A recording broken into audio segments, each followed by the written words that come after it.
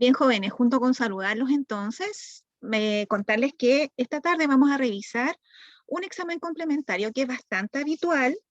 eh, Se solicitan en el ámbito clínico, ya sea en el ámbito clínico médico, en el ámbito odontológico, y ustedes como futuros odontólogos tienen todas las competencias para poder solicitarlo a sus pacientes, ya mediante en su receta, ¿verdad? Le indican en este caso al paciente que requieren este examen. Así que hoy vamos a revisar de qué trata en particular el mencionado hemograma.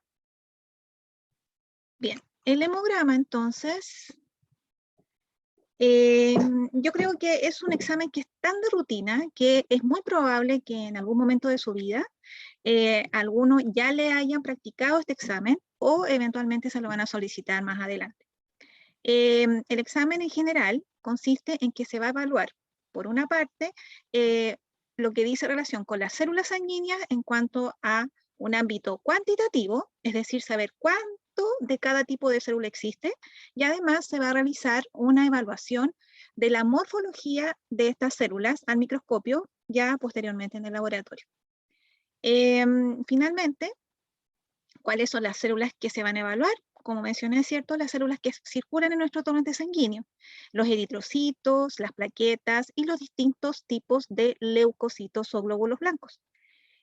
Como vamos a ver de forma igual, no tan en profundidad porque estamos limitados un poco de tiempo, sino que más bien vamos a ver generalidades, vamos a revisar que hay algunas patologías más comunes que se asocian con algunas alteraciones de algún tipo de célula en particular, ¿ya? Ahora bien, aquí tengo un formato de un hemograma tipo que puede cambiar de un laboratorio a otro, pero básicamente lo que es importante que ustedes rescaten de acá es que, bueno, va a entregar, ¿cierto?, el resultado de acuerdo a la evaluación que se le haya realizado al paciente, el resultado del paciente y además su valor de referencia. Es importante mencionar que cuando ustedes soliciten este examen a su paciente, deben colocar la edad de él o de ella. ¿Por qué? Porque los valores de referencia muchas veces tienen pequeñas variaciones dependiendo de la edad del paciente y si es varón o si es mujer, ¿ya? Entonces, porque finalmente es imposible, ya de hecho para mí que soy tecnóloga médica, tampoco yo me sé todos los valores de referencia. Hay algunos que uno maneja de forma más cotidiana y que finalmente se los termina aprendiendo, pero son tantos los valores que al final es algo iluso pensar que me voy a saber, me voy a aprender todos los valores, porque además muchas veces ellos en el tiempo van cambiando. Se hacen actualizaciones, por ejemplo, cuando vean más tarde en una próxima clase con el doctor Sánchez, perfil bioquímico, la glicemia en particular se ha modificado los valores de referencia en el tiempo, ¿ya? Si nosotros recordamos, por ejemplo, hace 20 años atrás, una glicemia se consideraba normal hasta 110 miligramos por decilitro. Ahora eso ya no es así. Un paciente que viene con ese rango de glicemia, por ejemplo, se considera un prediabético, ¿ya? Los valores de referencia entonces se van ajustando. A eso me refiero, ¿ya? Ahora, generalmente, cuando un examen viene con algún parámetro alterado, me lo indican con flechas, ¿ya? Eso aparece, lo entrega el laboratorio clínico y por lo tanto a usted también le ayuda eso porque finalmente focaliza su atención en ese parámetro que está alterado. ¿Ya? Y en base a eso y a su conocimiento previo, usted podría evaluar, por ejemplo, si el paciente está cursando con una anemia, o por ejemplo, si el paciente está cursando con alguna enfermedad bacteriana aguda, ¿ya? O si eventualmente hay algún trastorno en las plaquetas y eventualmente cómo eso se va a manifestar posteriormente en una atención odontológica, ¿ya? Pues bien, entonces, tenemos por acá tenemos información con respecto a la línea eritroide, la vamos a ver en detalle a continuación, el recuento, algunos parámetros que lo vamos a ir revisando. Además, en la parte inferior se menciona la morfología, si es que esta está alterada o no, y si está alterada me van a indicar, ¿cierto?, qué es lo que, con conceptos técnicos que tenemos que irlos acuñando, ¿verdad?, recordando, conociendo y aprendiendo. De forma similar para los leucocitos, me van a dar el número de estos, me van a dar la proporción de estos, y en base a eso se puede establecer, por ejemplo, lo que yo les mencionaba recién, si el paciente cursa con una enfermedad bacteriana o eventualmente cursa con una enfermedad viral, o eventualmente ya curse a lo mejor con una leucemia, también puede suceder. Y por su parte, lo que dice relación con las plaquetas, se me informa el número, ¿ya? Y si se encuentran alteradas o no al observarlas en el frote, ¿ya? Es decir, en la evaluación microscópica. Bien, entonces, vamos a partir por los eritrocitos que están acá. La línea eritroide, entonces, dentro de los parámetros que se mencionan en el hemograma, tenemos el recuento de glóbulos rojos, que como indico acá abajo, es finalmente la célula más abundante en nuestro torrente sanguíneo. Está numéricamente del orden de los millones. ¿Ya? Por eso es que la sangre también es roja. Otros parámetros que finalmente son los que clínicamente más se toman en consideración para evaluar al paciente, tenemos el hematocrito, la hemoglobina y algunos índices eritrocitarios, que los vamos a revisar a continuación. El hematocrito. Más que el número de los eritrocitos, este valor en millones, lo que más se utiliza clínicamente justamente es la apreciación del paciente en base a su hematocrito. ¿El hematocrito qué es? Es una relación porcentual entre su porcentaje de eritrocitos con respecto a la sangre total, ¿ya? Se mide en el laboratorio en un capilar de vidrio y ahí se entrega el valor. Bueno, existen diferencias, por eso de ahí que yo les mencionaba hace un rato que es importante que ustedes coloquen en la orden de solicitud de examen la edad del paciente y obviamente como aparece el nombre ya se infiere, ¿cierto?, si es varón o si es mujer, porque los valores de referencia varían. Por ejemplo, en esto que nosotros denominamos el hematocrito, para los adultos varones, el valor siempre es un poquito mayor que para las mujeres adultas. Esto sucede porque las mujeres, como menstruamos mes a mes, ya tenemos una pérdida, digamos, que se asume como normal, y es por eso es que siempre el hematocrito va a ser un poquito más bajo. Ahora, si nosotros lo pensamos en un contexto clínico, ¿qué relevancia tiene eso? Que la mujer también eventualmente es más propensa, por ejemplo, a sufrir de una anemia. ¿Cuándo? Por ejemplo, si tiene unas menstruaciones muy abundantes, ¿ya? Muy abundantes, o a lo mejor su ciclo menstrual no es muy regular y a lo mejor menstrua en algún momento mucho, con mucha frecuencia, y a lo mejor hay momentos que a lo mejor eso no es tan frecuente. Entonces, también somos un poquito más propensas en relación a los varones. Bueno, otro valor que también ayuda bastante a establecer cómo está este nivel de eritrocitos es la concentración de hemoglobina que hay dentro de los glóbulos rojos, ¿ya? Como recordamos, ¿verdad? La hemoglobina es una proteína que justamente tiene un grupo M, y dentro de este grupo M, ¿verdad? Tiene un hierro o un par de moléculas de hierro que son las que le dan finalmente el color característico a este fluido sanguíneo, el color rojo. Además, recordar, ¿verdad?, que la hemoglobina tiene una relación directa con el transporte de gases en nuestro organismo. Eso también es muy importante. Nosotros siempre lo hemos aprendido desde pequeños, ¿cierto?, nos dijeron, no, la hemoglobina ¿qué hace? Transporta el oxígeno. Pero es importante recordar que no es solo eso, sino que también otros gases como el CO2 y eventualmente otros gases tóxicos, como por ejemplo el monóxido de carbono. Ahora, en el contexto del oxígeno, si nosotros tenemos bajo el hematocrito y consecuentemente baja la hemoglobina, ¿ya? La cantidad de oxígeno que va a perfundir nuestros órganos también se va a ver comprometida, ¿ya? Y eso muchas veces va a generar los síntomas clásicos, por ejemplo, de una anemia, ¿ya? Una anemia que el paciente muchas veces se ve de una tez mucho más clara de lo normal, tiene fatiga, tiene mucho sueño, y eso muchas veces se asocia justamente a que tiene bajo su hematocrito y consecuentemente su hemoglobina. E insisto, también los valores de referencia obviamente van a cambiar ligeramente entre hombres y mujeres. ¿Qué otros antecedentes nosotros podemos rescatar con respecto a esta línea eritroide? Existen en base a este recuento de eritrocitos que se realiza, en base a la medición del hematocrito y de la hemoglobina, se pueden obtener los que nosotros llamamos los índices eritrocitarios. Dentro de ellos, los más relevantes, tenemos la concentración de hemoglobina corpuscular media, abreviada como CHCM, que finalmente me da a mí un antecedente con respecto a la cromía del eritrocito. ¿Qué tan coloreado está? ¿Tiene una tonalidad normal o eventualmente está más descolorido, está más desteñido con respecto a lo normal? ¿Ya? Eso está también íntimamente relacionado con las concentraciones de hemoglobina y hematocrito. ¿Ya? Esta concentración de hemoglobina corpuscular media también se tiene que, además de obtener un valor numérico, que existe un valor de referencia, ¿ya? También se debe contrastar con lo que se aprecia del extendido sanguíneo al microscopio. Si por ejemplo, si un paciente presenta un rango de hemoglobina corpuscular media inferior a 33 gramos por decilitros, eso quiere decir que los glóbulos rojos van a estar más desteñidos. El concepto que nosotros hablamos de que está hipocromo, le falta color, ¿ya? Ahora, la otra opción es que se encuentre normocromo, es decir, que tenga una tonalidad normal, ¿ya? Y eso ocurre cuando está dentro del rango de referencia, ¿ya? Normocromo, porque está normal.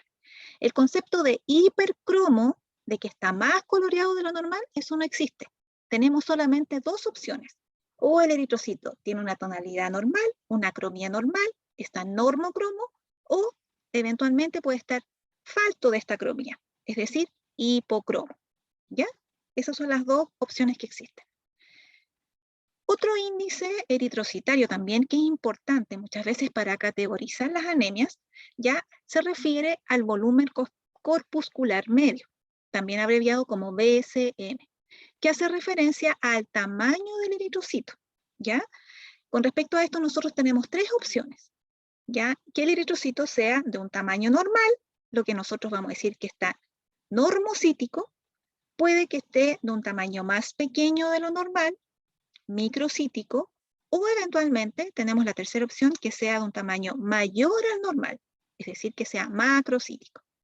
Entonces, todo ese antecedente, nosotros lo vamos a obtener ya a través del cálculo matemático que ustedes no lo hacen, se hace en el laboratorio, usted se le entrega el valor final, ¿ya? Pero es importante comentar que este valor proviene justamente de una relación matemática que se realiza entre el hematocrito y el número de eritrocitos del paciente. Y por lo tanto se va a expresar en base a ese cálculo matemático, ya se va a expresar como un valor de referencia, ¿cierto? Cuando hay un paciente en una condición de normalidad. Y por ejemplo, cuando tenemos glóbulos rojos de menor tamaño, microcíticos, vamos a decir que el paciente tiene un BCM menor a 80 femtolitros, que es la unidad de medida. Y cuando estos glóbulos rojos son mayores a los normales, vamos a tener un valor de referencia para este caso mayor a 96 femtolitros. Esto muchas veces, como yo mencioné también, este valor de BCM y CHCM muchas veces nos va a servir para categorizar a las anemias que pueda tener un grupo determinado de pacientes. Ya ahí también voy a mostrar ejemplos al final de cuando mencione todo lo que dice relación con la línea eritroide. Otro parámetro también que tiene relación con los eritrocitos, ¿ya? Es la velocidad de sedimentación o VHS, ¿ya? La VHS, ¿en qué consiste? Para que un poco nos pongamos en contexto, que es cuántos milímetros es capaz de decantar finalmente estos eritrocitos si los dejamos en reposo 1 hora, ¿ya? En el laboratorio, ¿cómo se hace? Tenemos la sangre del paciente, se coloca una varilla especial acá que está graduada. Entonces, se enrasa a 0 y ahí los dejamos decantar 1 hora. Una vez que se concluye esa hora, se hace la medición de cuántos milímetros sedimentó o decantó la muestra de estos pacientes en el contexto, ¿cierto?, de los eritrocitos. También existen valores de referencia, tanto para el hombre y para la mujer.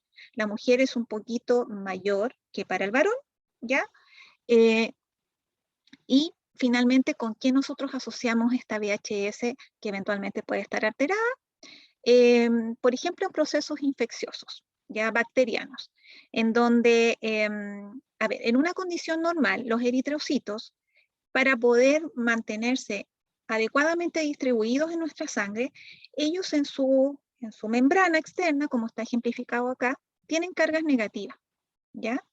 Estas cargas negativas, si yo, por ejemplo, tengo un eritrocito con carga negativa y se aproxima otro de la misma carga, ellos se van a repeler, ¿verdad? Ahora, ¿qué es lo que sucede, por ejemplo, cuando hay una enfermedad? Por ejemplo, asociada a un microorganismo, a una bacteria. Se van a producir proteínas de fase aguda. Y estas proteínas de fase aguda van a alterar justamente esta carga negativa del eritrocito, tornándola menos negativa. ¿ya? Entonces, si se torna menos negativa, resulta que los eritrocitos entonces van a tener más posibilidades de juntarse, ya no se van a repeler con la misma fuerza que lo hacían cuando no estaban presentes estas proteínas de fase aguda. ¿Y qué va a suceder? ¿Ya? Estos eritrocitos, como van a tener la capacidad ahora de poder juntarse más, si yo los dejo de cantar, por ejemplo, 1 hora, ellos van a sedimentar más, ¿ya? Y eso entonces nosotros lo vamos a ver reflejado acá. Por ejemplo, en la muestra 1, aquí, por ejemplo, está graduado de 0 a 10, 20 y así sucesivamente. Si nosotros medimos, por ejemplo, acá está enrasado el 0, ¿cuánto sedimentaron estos eritrocitos? Aproximadamente 5 milímetros en 1 hora. De modo similar, la muestra 2, ya, de modo similar la muestra 3, o sea, estarían todas dentro de un rango relativamente normal. Recordemos que tanto varón como mujer es hasta 10 milímetros y 15 milímetros respectivamente. Pero, por ejemplo, acá, en la muestra 5, vean todo lo que sedimentaron los eritrocitos de este paciente. Si la vista no me falla, serían 10, 20, 30, 40, 50, 60, 70 milímetros en 1 hora. Eso es mucho, ¿ya? Generalmente estos pacientes que tienen, por ejemplo, una VHS aumentada, porque sedimentó mucho, el 5, el 8, por ejemplo, y el que está acá que sería, perdón, el 5, el 6 y el 8, lo más probable es que si además se hace otra medición, que no está incluida en el hemograma, pero que sí es parte de lo que habitualmente el clínico solicita, como por ejemplo una cuantificación de la PCR, que se refiere no a la PCR para el coronavirus, por ejemplo, sino que se refiere a la determinación de esta proteína C reactiva, cuánta cantidad hay, lo más probable es que esta proteína de fase aguda esté muy alta. Y eso muchas veces se correlaciona de forma positiva con una VHS también muy alta. Ahora, en estos pacientes, si nosotros, por ejemplo, miramos el frote y el extendido de sangre, vamos a ver que los eritrocitos ya no están como distribuidos de forma homogénea, así como bien separaditos o más separaditos unos de otros, sino que vamos a ver que se aprecian como pilas de monedas, se describen. Están muy juntitos uno al lado del otro. Y esto es producto de lo que les comentaba hace un rato, de que justamente, producto de este proceso infeccioso, estas proteínas de fase aguda lo que hacen es alterar la carga de la membrana del eritrocito, haciendo que ellos entonces tengan esta capacidad de poder juntarse más, ¿ya? Y a su vez, sedimentar más, y a su vez que yo las vea como pilas de moneda al microscopio, ¿ok? Bien, eso a grandes rasgos y en términos generales con respecto a los parámetros más cuantitativos de los eritrocitos. Ahora, la morfología. ¿Qué es lo que se puede apreciar en cuanto a morfología de las células, en este caso los glóbulos rojos? Puede que ocurra que en algunas patologías los eritrocitos se vean de distintos tamaños, ¿ya? No se vean todos iguales. Eso un poco me lo va a entregar también el valor de la BCM, del volumen corpuscular medio, ¿ya? En donde a lo mejor me va a dar un valor, este índice, de que los eritrocitos están pequeñitos. Cuando ocurre eso, no quiere decir que todos los eritrocitos son chiquitos, sino que hay un predominio de eritrocitos pequeños, pero también, eventualmente, hay algunos eritrocitos de tamaño normal.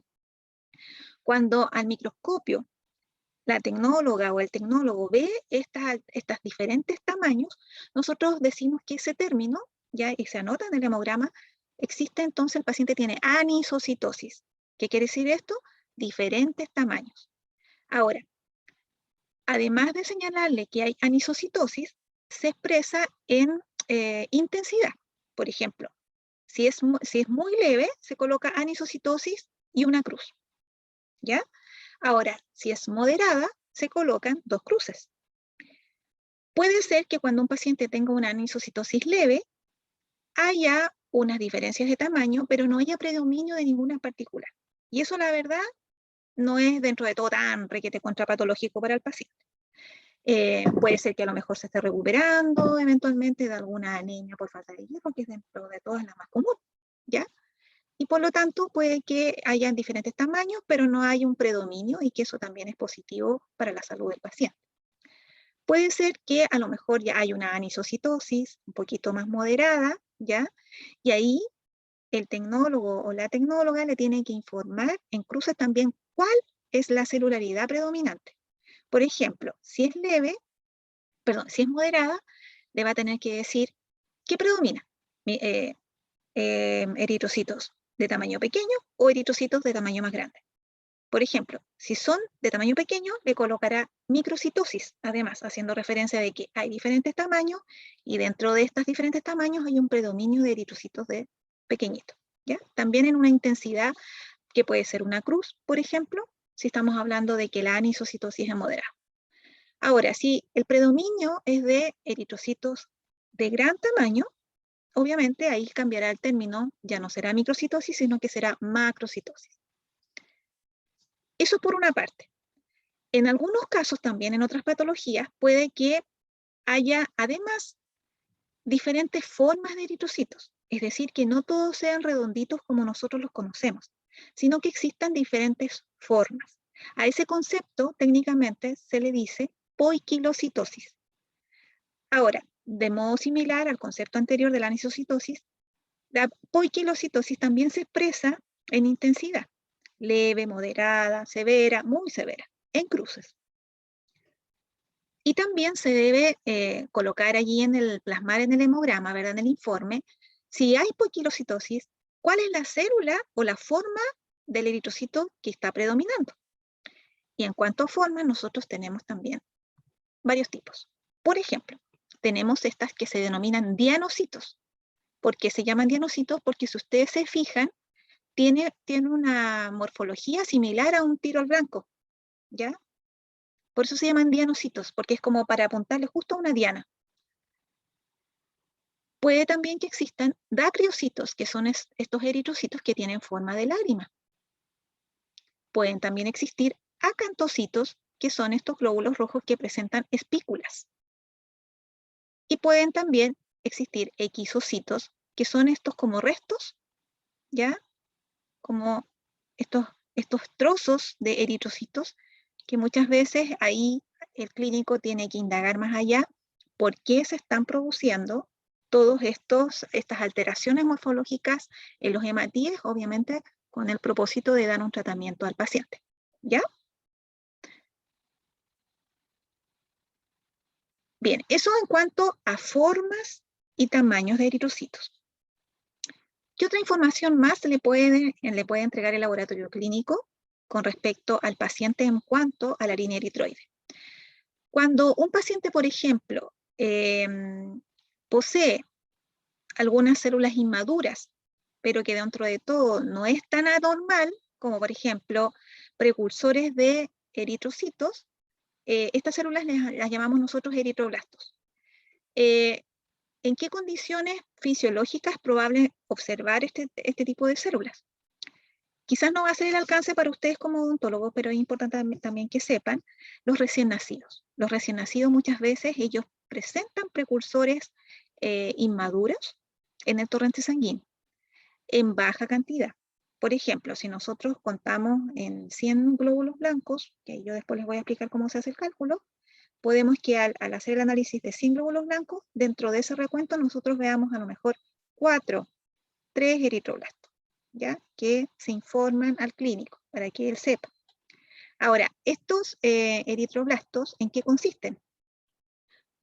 Aquí hay un esquema en la parte inferior de la diapositiva donde se muestran cuáles son las células que normalmente nosotros podemos encontrar en sangre periférica. Bueno, los eritrocitos, ¿verdad? Que nosotros sabemos que son células que son carentes de núcleo, ¿ya? Justamente la célula antecesora a esta, que es la que recién ha perdido el núcleo, es lo que nosotros denominamos reticulocito. Estas estructuras que están representadas acá hacen referencia al RNA mensajero que tiene el eritrocito y que es un RNA mensajero suficiente para poder cumplir con todos los procesos bioquímicos y fisiológicos del eritrocito que le permiten estar en circulación 120 días, ¿ya?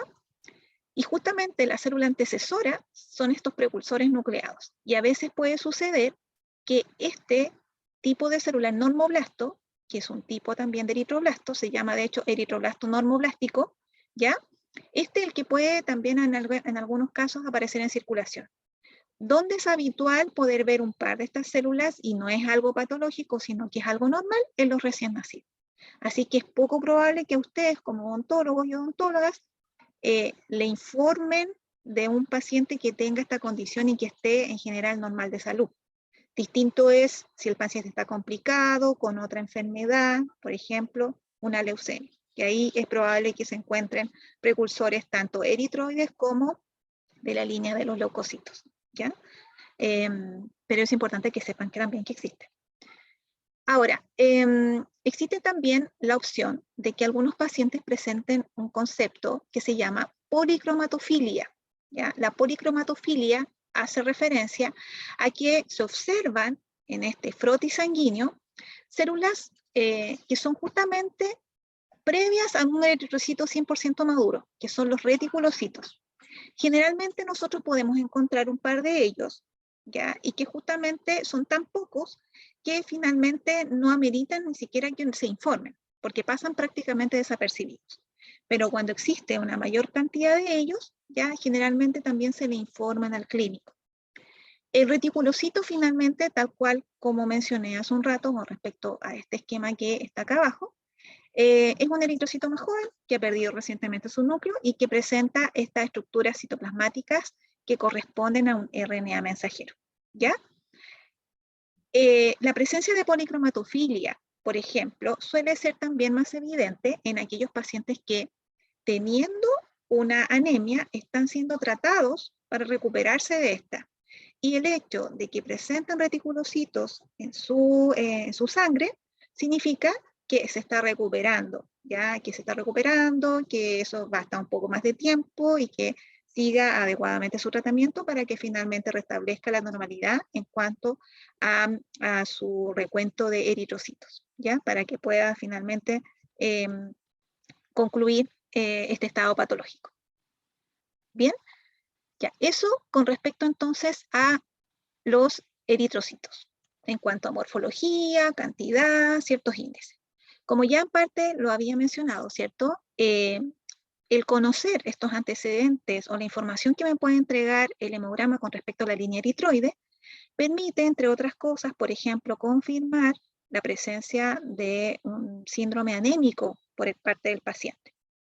Las anemias en general se pueden clasificar en base a su tamaño, ¿ya? O en base a su índice de reticulocitos. Lo más habitual es que se haga en base a su tamaño.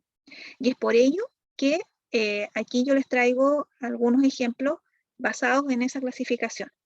Recordemos que en base a tamaño, esa aproximación se hacía numéricamente con respecto al volumen corpuscular medio, en donde nosotros ahí podíamos discriminar si los eritrocitos cuando tenían pequeño tamaño hablábamos de que era microcítico, ya de un tamaño normal, normocítico, y cuando era un tamaño mayor, macrocítico. De forma similar, entonces, nosotros podemos catalogar a las anemias bajo ese concepto. Algunos ejemplos de anemias microcíticas. Tenemos aquellas por déficit de hierro, que también se denomina anemia ferropriva, ferropénica, y que dentro de las anemias que podríamos decir que son las más comunes, y afortunadamente a las que con un tratamiento adecuado el paciente se recupera muy bien. Ahora, con respecto a esta anemia también es importante mencionar, volver a recordar que las mujeres muchas veces son más propensas a sufrir de esta patología, ¿ya? Una anemia ferropriva o por falta de hierro. ¿Cuál es el otro grupo que eventualmente está en un mayor riesgo también? Los niños pequeños, niños y niñas pequeños. También las mujeres embarazadas.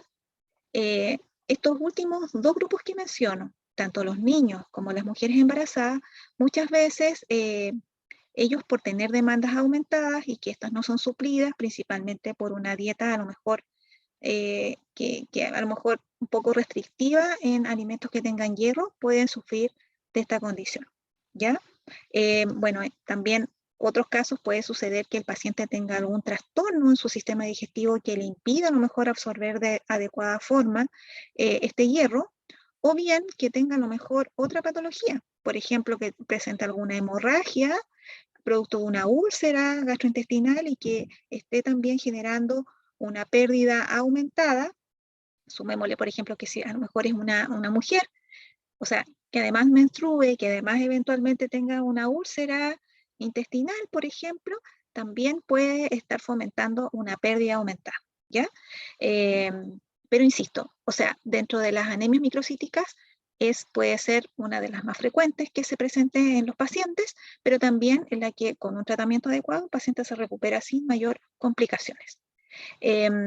Por otro lado, también tenemos las talasemias, que aquí en Chile no son tan frecuentes. Hay otros lugares del mundo en donde la incidencia es mucho mayor. Por ejemplo, en zonas aledañas al Mediterráneo, muchas veces por una condición genética presente o predominante en la población, los pacientes suelen sufrir de más talasemia, ¿ya?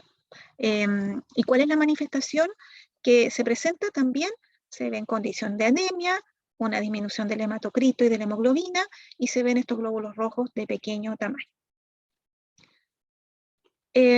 Otro tipo de anemia son aquellas que se denominan normocíticas, haciendo referencia a que en general el tamaño del glóbulo rojo es normal, pero ya que estamos hablando de una anemia, el hematocrito y la hemoglobina están disminuidas.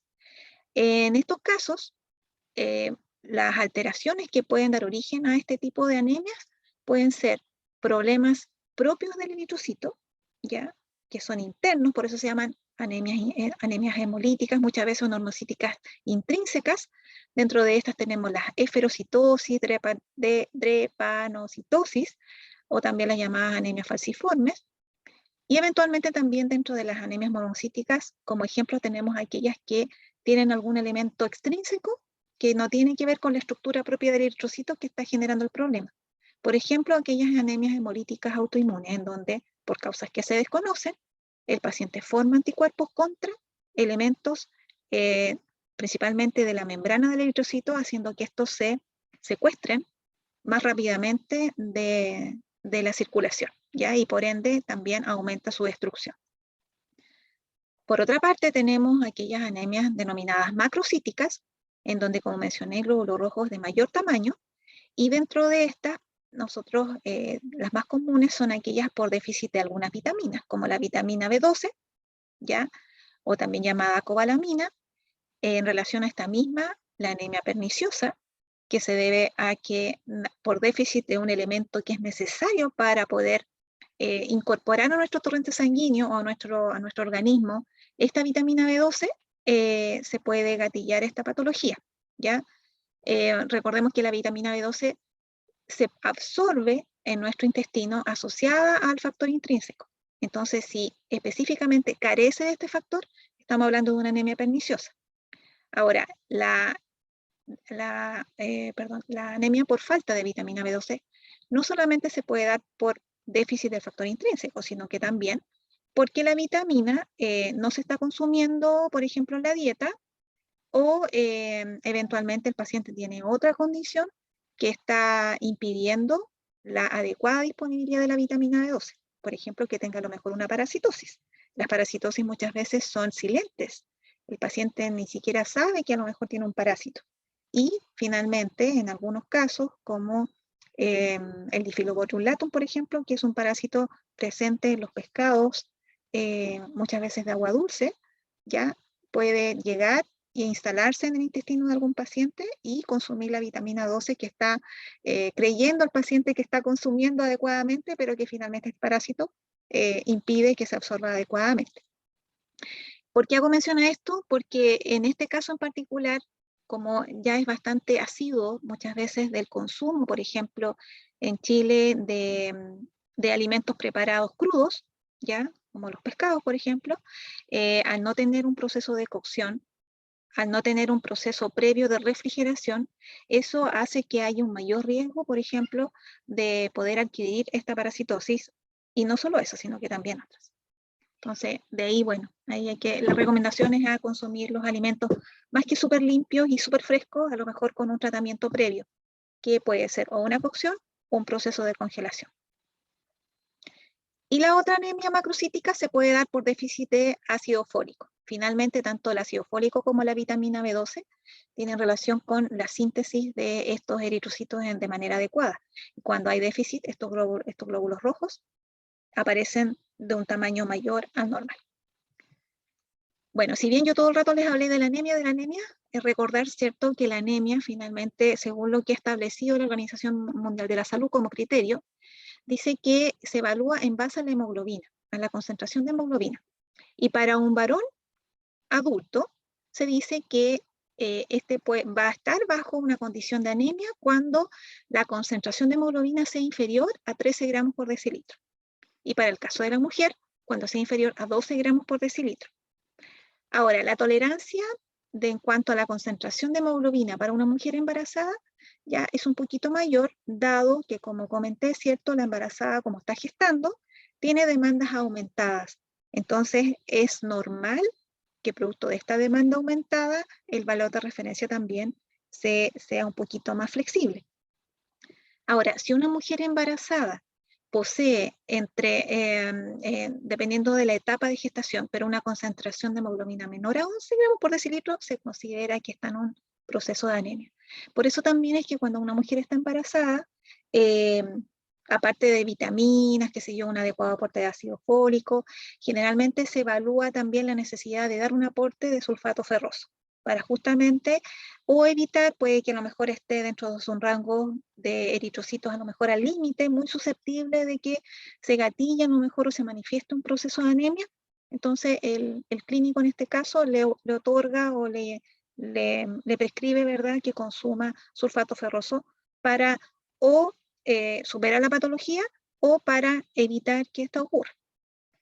Ahora, también es importante, digamos, saber que existen pequeñas variaciones en cuanto a los rangos normales de hemoglobina que van a estar determinados por la altura también sobre el nivel del mar, ¿ya? Por ejemplo, una persona, de hecho, que vive a una altura sobre el nivel del mar superior a lo que nosotros, por ejemplo, podemos decir a la altura de Talca, por ejemplo, que estamos en una depresión intermedia, eso también va a hacer que a lo mejor con una hemoglobina normal para esta zona intermedia, a lo mejor un paciente que vive en altura, ¿ya?, esa cantidad de anemia a lo mejor sea insuficiente, ¿ya? Y si se encuentra en ciertos rangos, como para nosotros normal, quizás para este paciente ya no es normal, sino que a lo mejor puede ser deficiente.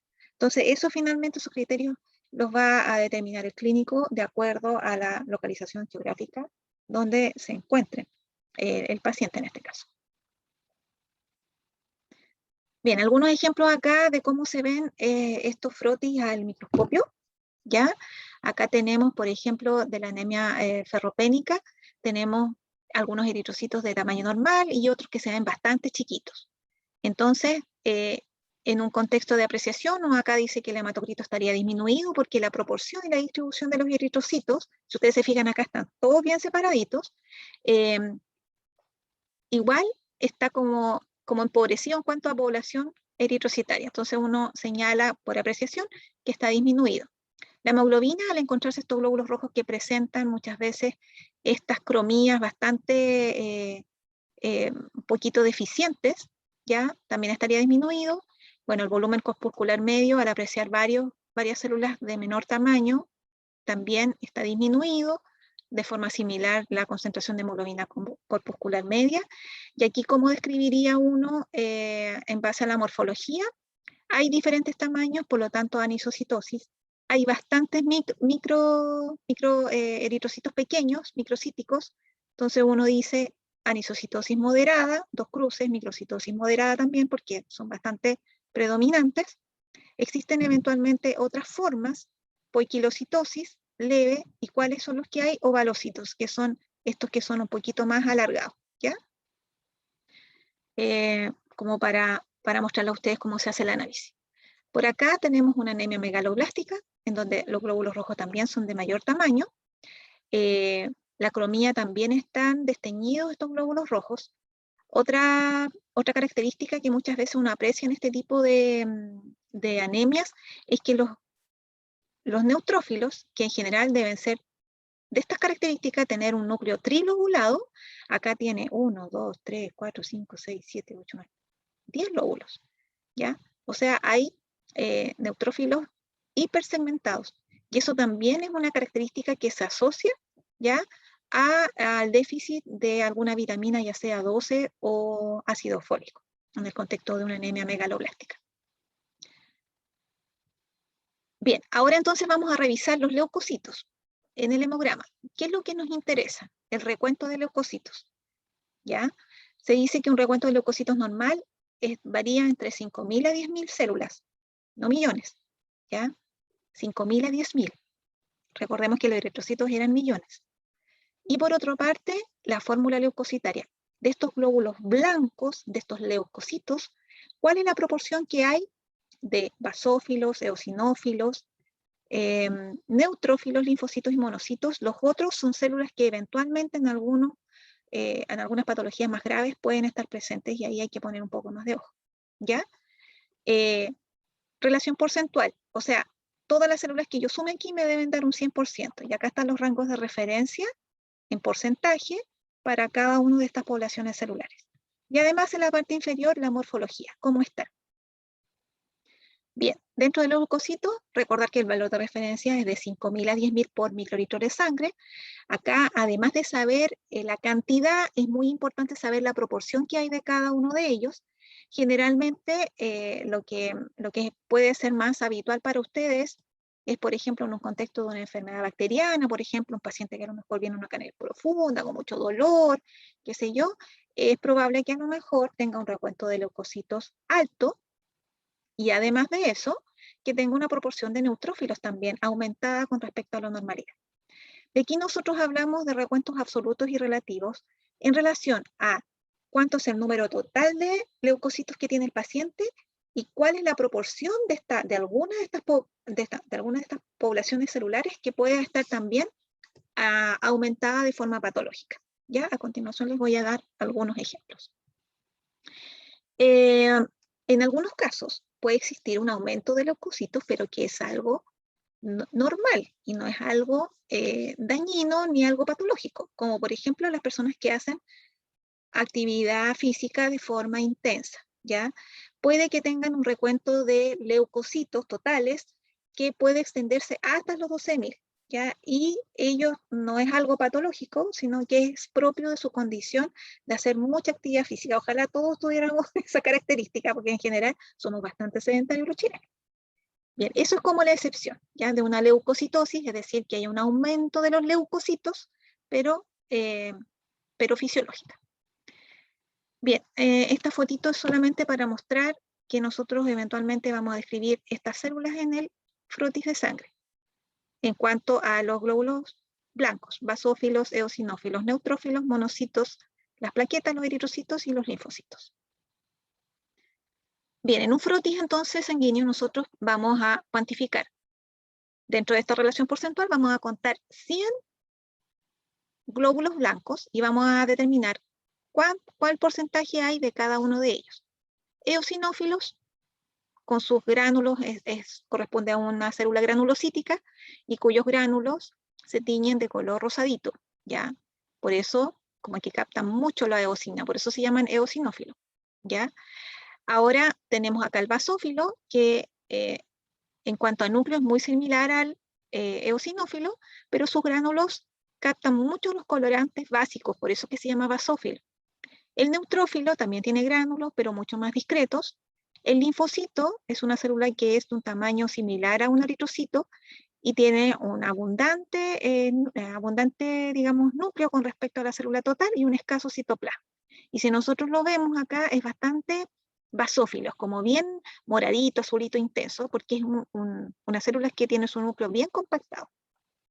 A diferencia de un monocito, que es un mononuclear, que tiene un citoplasma un poco más amplio y un núcleo también un poco más laxo, más como no tan apretado, no tan compactado como el caso del linfocito.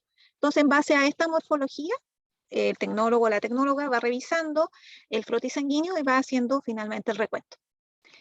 Algunos ejemplos donde podemos encontrar estas neutrofilias absolutas o recuentos relativos absolutos. Por ejemplo, cuando hay una infección bacteriana, se dice que hay una neutrofilia absoluta. ¿Qué quiere decir esto?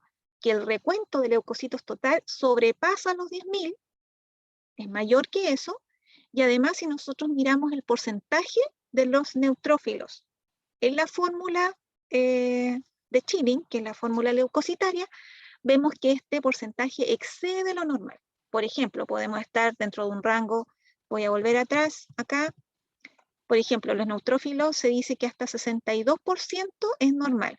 En estos casos de neutrofilia absoluta, podemos encontrar, por ejemplo, como dije, un recuento de leucocitos sobre los 10.000, pueden ser 14.000, y una relación porcentual de neutrófilos que puede variar 80%, 85%, por ejemplo. ¿Ya? Ahora, en una infección viral podemos ver una linfocitosis absoluta. Aquí también encontramos un recuento de leucocitos mayor a 10.000 y una relación porcentual de leucocitos, perdón, de linfocitos aumentada. Por ejemplo, voy a volver atrás nuevamente, los linfocitos se dicen que hasta 40% está dentro del rango normal. Cuando hablamos nosotros de una linfocitosis absoluta, insistir, recuento de leucocitos sobre 10.000, y en este caso vamos a poner como ejemplo de que el porcentaje de linfocitos puede estar dentro del rango de los 60%, 65%, ¿ya? O sea, es mayor al rango de referencia y además se le sumamos que el recuento de leucocitos total está muy aumentado. En una infección parasitaria, por ejemplo, muchas veces esto se ve cuando hay nemátodos intestinales, que son gusanos, por ejemplo la lombriz solitaria, el Ascaris lumbricoides, que la verdad ahora, afortunadamente en Chile las medidas higiénicas han mejorado bastante, la mayoría de la población tiene acceso a agua potable y eso también ha hecho que las parasitosis en general disminuyan. Además que ahora los niños que eran los más propensos a sufrir parasitosis, en lugar de estar jugando con el perro en el patio y con tierra, ahora están jugando en el celular. Claro, uno dice que bueno que hay menos parasitosis, pero no sé qué tan positivo sea que estén encerrados frente a una pantalla. Bueno, en fin, eso fue un paréntesis. Bueno, en estos casos, cuando hay una parasitosis, por estos nemátodos, estos gusanos intestinales, eso se puede ver reflejado de que en el frotis sanguíneo el paciente tiene una eosinofilia. Recuerdo en alguna oportunidad que justamente evaluamos a un bebé que estaba de pañales y que el bebé tenía una diarrea profusa y por lo cual el clínico había solicitado un recuento de leucocitos fecales. Es decir, en las deposiciones nosotros observábamos e informábamos si es que había o no presencia de leucocitos y con eso a él le servía para poder establecer, este niño tiene una enfermedad intestinal producto de una bacteria, por ejemplo. ¿Ya? Pero nuestra sorpresa fue que no, pues vimos huevos de parásito. Y de hecho en el hemograma, ¿qué es lo que nosotros vimos? Pues justamente yo no recuerdo haber visto ningún frotis con tantos eosinófilos como en esa oportunidad. La cantidad de porcentaje de eosinófilos que habitualmente uno aprecia pueden ser 2% o 4%. En esta oportunidad recuerdo que informamos 20%, porque eso fue lo que se vio en el frotis, en el hemograma. Pero ahí había una relación directa entre lo que se encontraba en la deposición y lo que tenía este niño, ¿ya? También se dice que los pacientes cuando sufren de alergias pueden tener un recuento de eosinófilos aumentado, pero no es tan una magnitud tal como la que describí recién. Puede ser a lo mejor un 8%, un 10%, es una relación porcentual un poco más discreta. Ahora, ¿en qué casos podemos encontrarnos más que con un aumento de leucocitos, con una disminución del recuento de leucocitos, que es un concepto que nosotros mencionamos como de leucopenia? En algunas enfermedades también bacterianas, por ejemplo, en la fiebre tifoidea, que también es poco frecuente hoy en día, afortunadamente, asociado a lo mismo que comenté previamente con las parasitosis, a las mejoras en las condiciones higiénicas, pero cuando un paciente sufre de fiebre tifoidea, el recuento de leucocitos, la fiebre tifoidea, recordemos que es por una bacteria, una salmonela, claro, uno dice bacteria, debería estar alto el recuento de leucocitos. Bueno, en este caso es la excepción en donde justamente hay disminución del recuento de leucocitos, ¿ya? Y además hay lo que se llama desviación a la izquierda, es decir, además de encontrar una alta proporción de neutrófilos, también encontramos lo que se llama neutrófilos, perdón, en banda o baciliformes, que ahí los voy a mostrar a continuación. En algunos casos también podemos encontrar leucocitosis, en donde hay un aumento súper importante del recuento total de glóbulos blancos, por ejemplo, en los trastornos mielodisplásicos o mieloproliferativos, como por ejemplo las leucemias mieloides crónicas. Si nosotros mencionamos, ¿cierto? Mencioné que un recuento normal de un paciente es de 5.000 a 10.000, puede ocurrir que en un proceso de leucemia los pacientes presenten recuentos de leucocitos del orden de los 70.000 a 80.000. Y si nosotros observamos ese frotis sanguíneo, lo más probable es que no veamos una abundancia en leucocitos maduros, sino que todo lo contrario, en leucocitos muy inmaduros y que finalmente no son funcionales, ¿ya? Y la desviación a la izquierda que había comentado en el contexto de la fiebre tifoidea. Por ejemplo, uno en el frotis ve esta célula que es un antecesor de un neutrófilo, ¿ya? Estos baciliformes o neutrófilos en banda no solamente se aprecian en la fiebre tifoidea, sino que también en cuadros infecciosos agudos así muy potentes, ¿ya? En donde finalmente para tratar de contener esta infección, el organismo del paciente libera estas células inmaduras con el fin de poder neutralizar muchas veces a los microorganismos que están provocando el trastorno. Bien, dentro de la morfología leucocitaria tenemos ahí, por ejemplo, un neutrófilo normal, que el neutrófilo es como el ejemplo más clásico para poder mencionar y que es probable ustedes también les muestren o les indiquen allí esta morfología. Acá, por ejemplo, tenemos un neutrófilo que tiene unas granulaciones muy abundantes y muy marcadas en el citoplasma. Estas granulaciones se llaman granulaciones tóxicas y son, es porque en un contexto, por ejemplo, de un proceso infeccioso agudo, se produce una sobreexpresión de una enzima que es la mieloperoxidasa.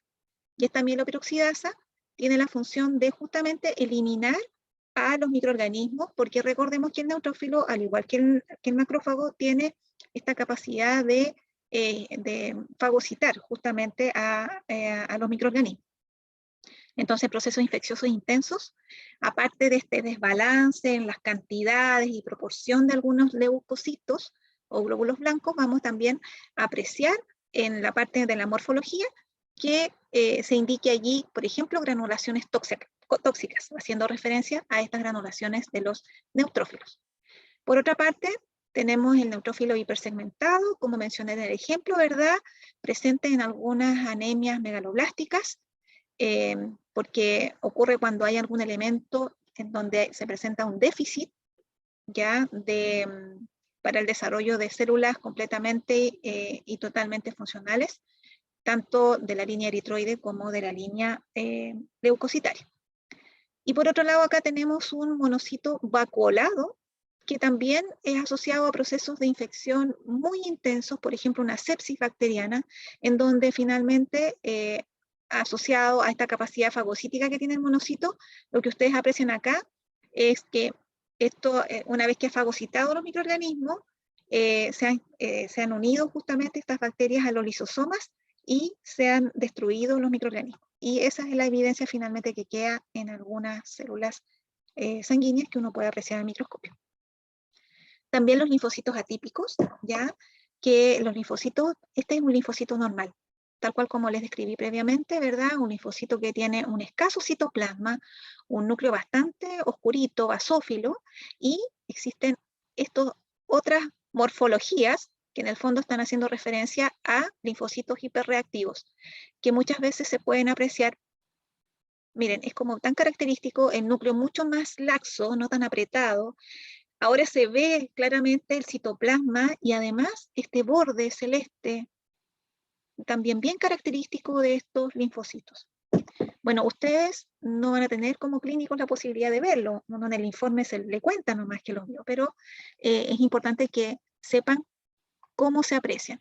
¿Dónde o en qué patología es probable que se les informen a ustedes la presencia de estos linfocitos hiperreactivos? Por ejemplo, la mononucleosis infecciosa, enfermedad viral, o también en otras enfermedades virales como la hepatitis vírica. También en algunas enfermedades infecciosas, pero de tipo crónico, como por ejemplo la tuberculosis. Es posible entonces que dentro de la morfología, como mencioné recién, también se les mencione la presencia de estos tipos de linfocitos. Bien, ahora ya para terminar, la última información que me entrega el hemograma es con respecto a las plaquetas. Las plaquetas me señalan el número y también la morfología, ¿ya? Para que nosotros tengamos una idea de cómo están. Bueno, las plaquetas, recordar que derivan, no son células que tienen núcleo, son de un tamaño bastante pequeño. Por ejemplo, esta plaqueta es de tamaño normal, esta también. Con respecto a un eritrocito, como nosotros podemos ver, son bien chiquitas. Su número es alto, pero siempre la llevan los eritrocitos. Recordemos que los eritrocitos son del orden de los millones. Después podríamos decir el número que viene en las plaquetas, en el orden de los cientos, ¿cierto? Cientos de miles. Y por último tenemos a los leucocitos, en cuanto a cantidad.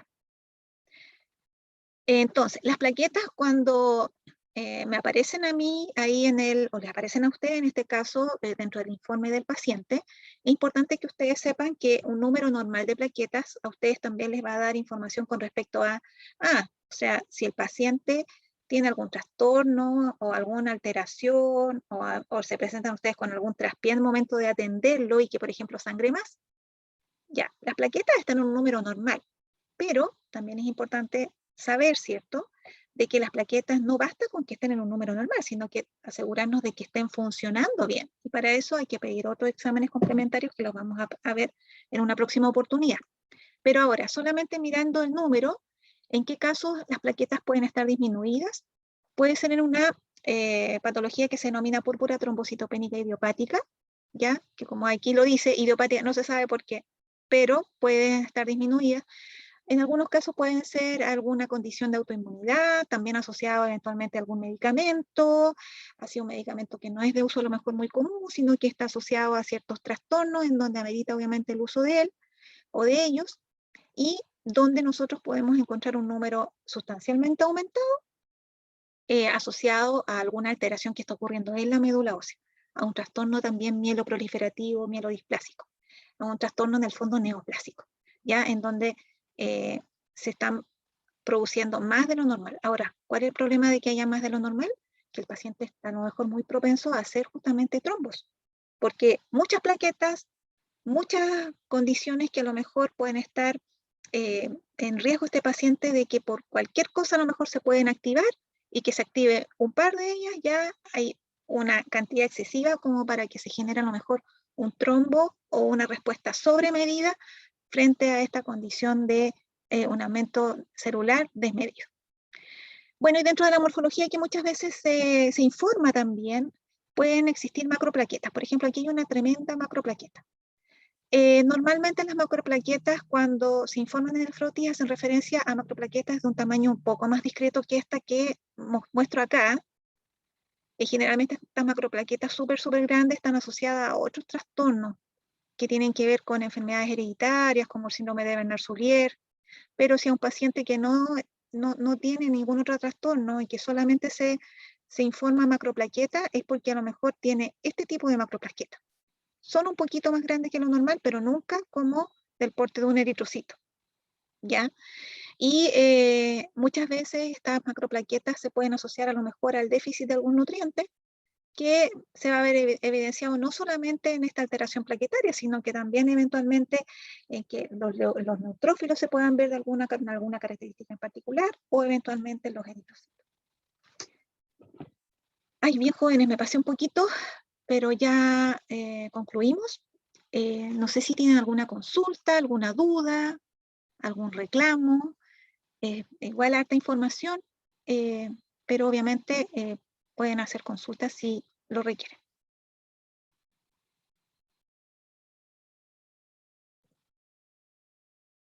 Tengo dos preguntas. A ver, hay un comentario en el chat. Ay, el profesor Marcelo me dijo que quedan 10 minutos ya. Bueno, jóvenes, todo claro, me dice Catalina. Recuerden que ustedes tienen mi correo, cualquier consulta que quieran hacer sobre esta clase o cualquier otra cosa que eventualmente yo crean que les puedo ayudar. Ahí está mi correo disponible, www.donoso.talca.cl, para que me hagan las consultas. Y nos vemos la próxima semana con la clase de pruebas de coagulación. Marcelo, ¿estás por ahí? Correcto. Sí, estoy aquí, escuchando. Marcelo, ¿termino la grabación? Ya. ¿Ya? Ya. Perfecto.